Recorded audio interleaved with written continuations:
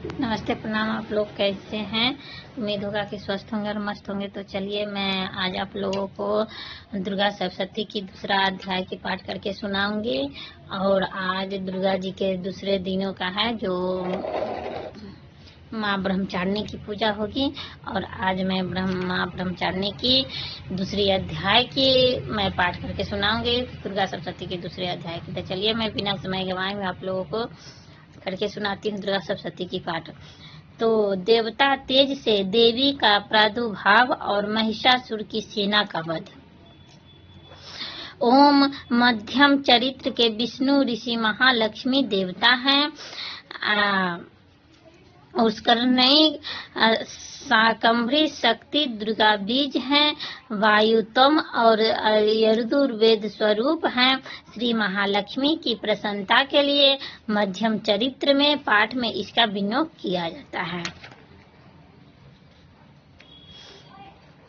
मैं कमल के आसन पर बैठी हुई प्रसन्न मुख वाली महिषासुर मर्दनी भगवती महालक्ष्मी का भजन करती हूँ, जो अपने हाथों में कमल फरसा गदावान वज्र वस्त्र प्रयोग धनुष को कुंडिका दंड शक्ति खड्ग ढाल शंख घंटा मधुपात्र शूल पाश और चक्र धारण करती हैं।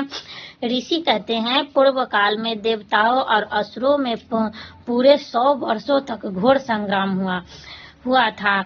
उसमें असुरों का स्वामी महिषासुर था और देवताओं के नायक इंद्र थे। उस युद्ध में देवताओं की सेना महाबली असुरों से परास्त हो गई। संपूर्ण देवताओं को जीतकर महिषासुर इंद्र बन बैठा। तब पराजित देवता प्रजापति ब्रह्मा जी को आगे करके उस स्थान पर गए जहां भगवान शंकर और विष्णु विराजमान थे। देवताओं ने महिषासुर के पराक्रम तथा अपनी पराजय का यथावत वृत्तांत उन दोनों देवेश्वरों से विस्तार पूर्वक कह सुनाया। वे बोले, भगवान महिषासुर सूर्य, इंद्र, अग्नि, वायु, चंद्रमा, यम, वरुण तथा अन्य देवताओं के भी अधिकार छीनकर स्वयं ही सबका अधिष्ठाता बन बैठा है। तो उस दुरात्मा महिषासुर ने समस्त देवताओं को स्वर्ग से निकाल दिया है। अब वे मनुष्य की भांति पृथ्वी पर विचरते हैं।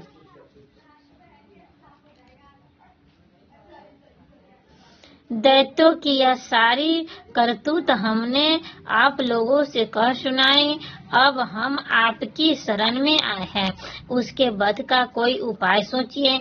इस प्रकार देवताओं के वचन सुनकर भगवान विष्णु और शिव ने दैत्यों पर बड़ा क्रोध किया। उनकी भौं तन गई और मुंह टेढ़ा हो गया। तब अत्यंत कोप में भरे हुए चक्रमणि श्री विष्णु के मुख से एक महान तेज प्रकट हुआ। इसी प्रकार ब्रह्मा, शंकर और इंद्र न्याय देवताएं के शरीर से भी बड़ा भारी तेज निकला। वह सब मिलकर एक हो गया। महान तेज का वह पुंज ज्वालापान पर्वत सा जान पड़ा। देवताओं ने देखा, वहां उनकी ज्वालाएं संपूर्ण दिशाओं में व्याप्त हो रही थी। संपूर्ण देवताओं के शरीर से प्रकट हुए उस तेज की कहीं तुलना नहीं की थी।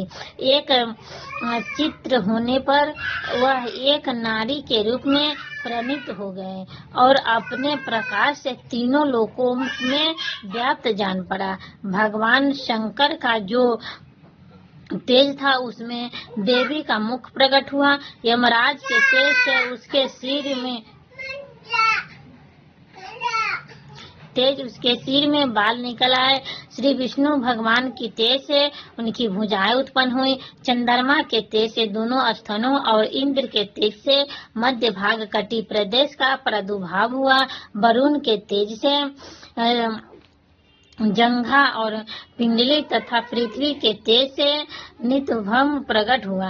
ब्रह्मा के तेज से दोनों चरणों और सूर्य के तेज से उनकी अंगुलियां हुई।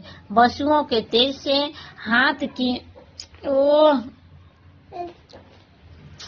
हे भगवान, हाथ की अंगुलियां और कुबेर की तेज से नासिका प्रकट हुई। उस तेज की दांत प्रजापति के तेज से और दोनों नेत्र अग्नि के तेज से प्रकट हुई थी। उनकी भौहें संध्या के और कान वायु के तेज से उत्पन्न हुए थे। इसी प्रकार अन्याय देवताओं को तेज से भी उस कल्याणमयी देवी का आविर्भाव हुआ। तदंतर समस्त देवताओं को तेज से मुख से प्रकट हुई। देवी को देखकर महिषासुर के सताए हुए देवताएं बहुत प्रसन्न हुए। पिनाकधारी भगवान शंकर ने अपने शूल से एक शूल निकालकर उन्हें दिया। फिर भगवान विष्णु ने भी अपने चक्र से चक्र उत्पन्न करके भगवती को अर्पण किया। वरुण भी शंख भेंट किया। अग्नि उन्हें शक्ति दी और वायु धनुष तथा बाण भरे हुए 2 तरकस प्रदान किए। सहस्त्र नेत्रों वाले देवराज इंद्र ने अपने वज्र से वज्र उत्पन्न करके दिया और एवरात हाथी से उतारकर 1 घंटा भी प्रदान किया। यमराज ने कालदंड से दंड, वरुण ने पास, प्रजापति ने फटिकाक्षी माला तथा ब्रह्मा जी ने कमंडलू भेंट किया। सूर्य ने देवी के समस्त रोम कूपों में अपनी किरणों का तेज भर दिया। काल ने उन्हें चमकती हुई ढाल और तलवार दी। क्षीर समुद्र ने उज्जवल हाथ और सभी जीर्ण न होने वाली 2 दिव्य वस्त्र भेंट किए। साथ ही उन्होंने देव चूड़ामणि, 2 कुंडल, बड़े कड़े उज्जवल अध्र, चंद्र, सब वसुओं के लिए केयूर, दोनों चरणों के लिए निर्मल नुपुर, गले की सुंदर हंसली और अंगुलियों में पहनने के लिए रत्नों की बनी अंगूठियां भी दी। विश्वकर्मा ने उन्हें अत्यंत निर्मल फरसा भेंट किया। साथ ही अनेक प्रकार के अस्त्र और अभेद कवच दिए। इनके सिवाय मस्तक और वक्षल स्थल पर धारण करने के लिए कभी न कुंभ लाने वाले कमल की मालाएं दी। जल निधि ने उन्हें सुंदर कमल का फूल भेंट किया। हिमालय ने सवारी के लिए सिंह तथा भांति भांति के रत्न समर्पित किए। धनाक्षय कुबेर ने मधुर से भरा पान पात्र दिया।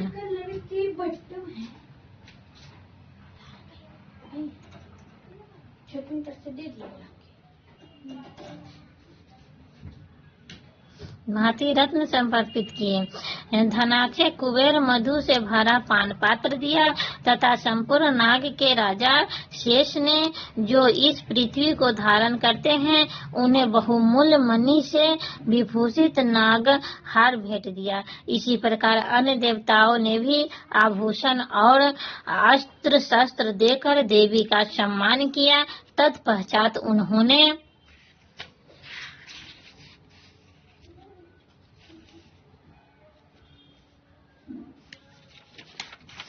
उन्होंने बारंबार अट्टहास पूर्वक ऊंच स्वर से गर्जना की। उन्हें भयंकर नाद से संपूर्ण आकाश गूंज उठा था। देवी का वह अत्यंत ऊंच स्वर से किया हुआ सिंहनाद कहीं समा न सका। आकाश उसके सामने लघु प्रतीत होने लगा।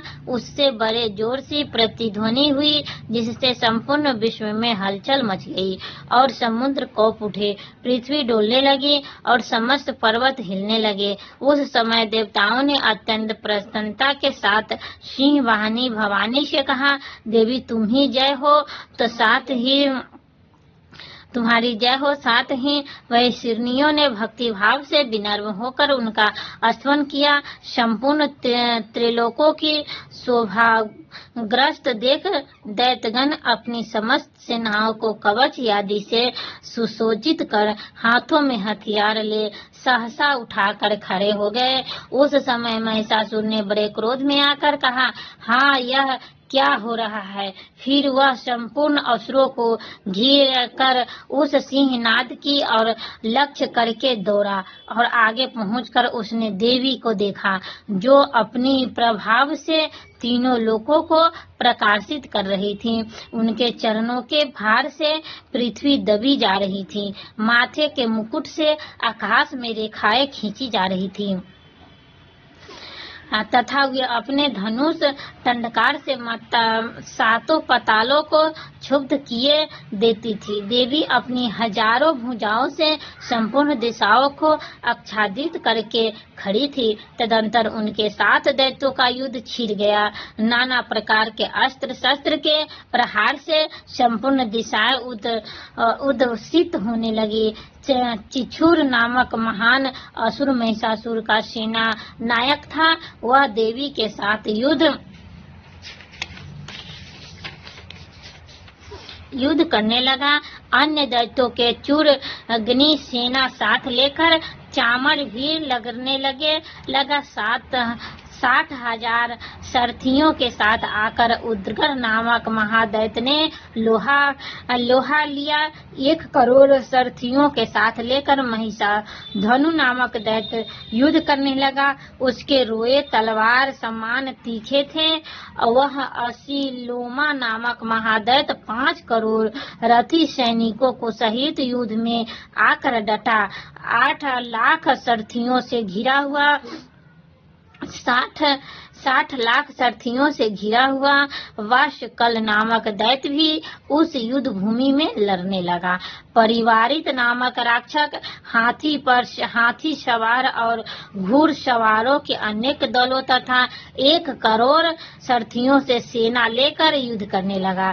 बिडाल नामक दैत्य 5 अरब सारथियों से घिरकर लोहा लेने लगा। इनके अतिरिक्त और भी हजारों महादैत्य रथ, हाथी और घोड़ों की सेना साथ लेकर वहां देवी का युद्ध करने लगे। स्वयं महिषासुर का उस रणभूमि में कोटि सहस्त्र रथ, हाथी और घोड़ों की सेना से घिरा हुआ खड़ा था।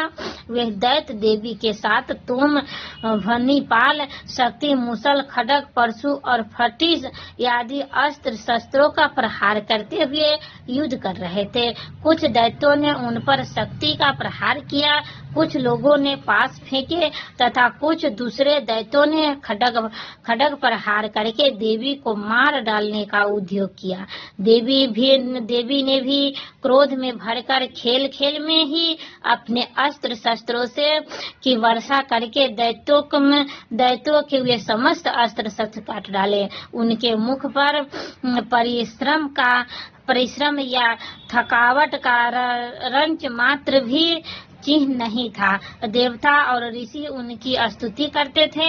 वे भगवती परमेश्वरी दैत्यों के शरीर पर अस्त्र शस्त्र का वर्षा कर रही। देवी का वाहन सिंह भी क्रोध में भरकर गर्दना करने लगे। बालों को हिलाता हुआ असुरों की सेना में इस प्रकार विचरने लगा, मानो कि वनों में दावानल फैल रहा हो। रणभूमि में दैत्यों के साथ युद्ध करती हुई अंबिका देवी ने जितने निश्वास घोड़े थे वे सभी तत्काल सैकड़ों हजार गणों के रूप में प्रकट हो गए और पसुरी, विभिन्न पाल, खड्ग तथा फटिक आदि अस्त्र द्वारा असुरों का सामना करने लगे। देवी की शक्ति से बढ़े हुए गण असुरों का नाश करते हुए नगारा और शंख आदि बजाने लगे। उस संग्राम महोत्सव में कितने ही गण मृदंग बाजा बजा रहे थे। तदंतर देवी के त्रिशूल से, गदा से, शक्ति की वर्षा से और खड्ग आदि से सैकड़ों महादैत्यों की संहार कर डाला। कितनों की घंटे भयंकर नाद से मूर्छित करके मार गिराया। बहुत तेरे दैत्यों का पास से बंद कर धरती पर घसीट कितने ही दैत्यों के उनकी तीखी तलवार मारने से दो टुकड़े हो गए। कितने ही गदा की चोट से घायल हो धरती पर सो गए। कितने ही मूल की मार से अत्यंत आहार होकर बमन करने लगे। कुछ दैत्य शूल से छाती फट जाने के कारण पृथ्वी पर ढेर हो गए। उस रणांगन में बाण समूह की वृष्टि से कितने ही असुरों की कमर टूट गई। बाज की तरह झपटने वाली देव पीटक दैत्य अपने प्राणों से हाथ धोने लगे। किन्हीं की बाहें छीन भिन हो गई, कितनों की गर्दन कट गई, कितने ही दैत्य मस्तक कट कर गिरने लगे। कुछ लोगों की शरीर मध्य भाग में ही विदीर्ण हो गए। कितने ही महादैत्य जांघ कट जाने पर पृथ्वी पर गिर पड़े। कितनों ही देवी ने एक बाह, एक पैर और एक नेत्र वाले करके 2 टुकड़े चीर डाला। कितने ही दैत्य मस्तक पर कट जाने पर गिरकर फिर भी उठ जाते। केवल धकरे ही रूप में अच्छे अच्छे हथियार हाथ में ले देवी के साथ युद्ध करने लगते थे। दूसरे का बंध युद्ध में बाजों की लय पर नाचते थे।